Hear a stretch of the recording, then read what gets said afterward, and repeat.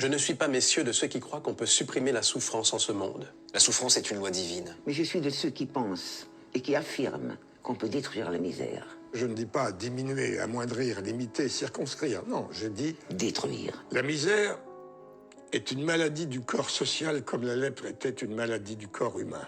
La misère peut disparaître comme la lèpre a disparu. Détruire la misère. Oui, cela est possible.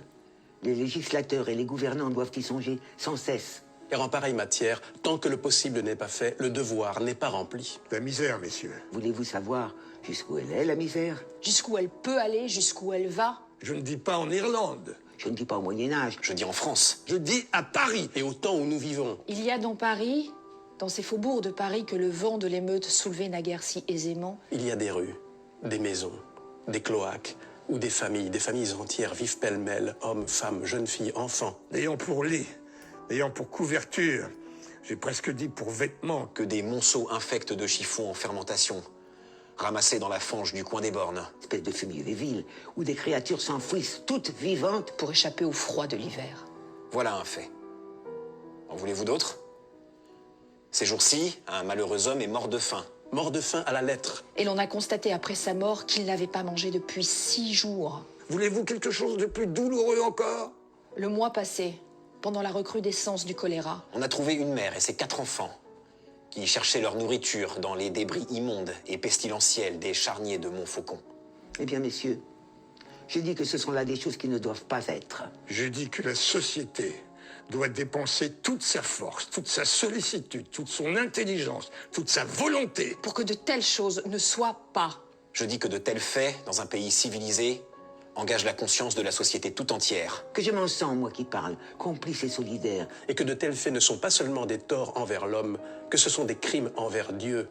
Messieurs, vous venez avec le concours de la garde nationale, de l'armée et de toutes les forces vives du pays. Vous venez de raffermir l'État ébranlé encore une fois. Vous n'avez reculé devant aucun péril. Vous n'avez hésité devant aucun devoir. Vous avez sauvé la société régulière, le gouvernement légal, les institutions, la paix publique, la civilisation. Vous avez fait une chose considérable. Eh bien, vous n'avez rien fait. Vous n'avez rien fait, j'insiste sur ce point. Tant que l'ordre matériel raffermi n'a point pour base l'ordre moral consolidé. Vous n'avez rien fait tant que le peuple souffre. Vous n'avez rien fait tant qu'il y a au-dessous de vous une partie du peuple qui désespère.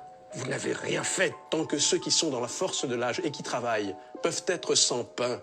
Tant que ceux qui sont vieux et ont travaillé peuvent être sans asile. Tant que l'usure dévore nos campagnes. Tant qu'on meurt de faim dans nos villes. Vous n'avez rien fait. Rien fait. Tant que dans cette œuvre de destruction et de ténèbres qui se continue souterrainement, L'homme méchant a pour collaborateur fatal. L'homme malheureux.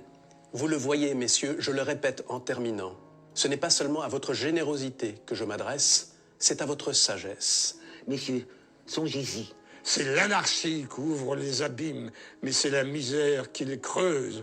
Vous avez fait des lois contre l'anarchie. Faites maintenant des lois contre la misère.